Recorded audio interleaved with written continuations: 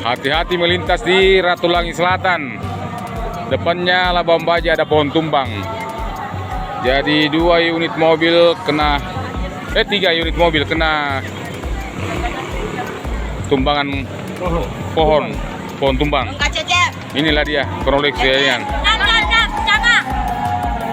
Satu Suzuki Ignis, satu Sigra, satu Honda, nggak tahu Honda apa. Inilah.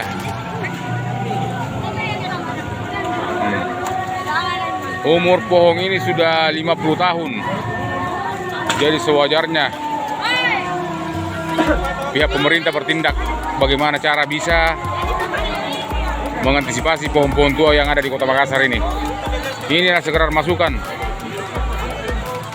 Pandai-pandailah bertindak, berantisipasi pohon-pohon yang tua yang ada di Kota Makassar.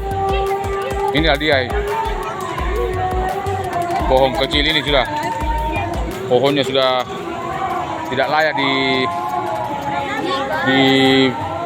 dipertahankan, masih tetap ditindaki.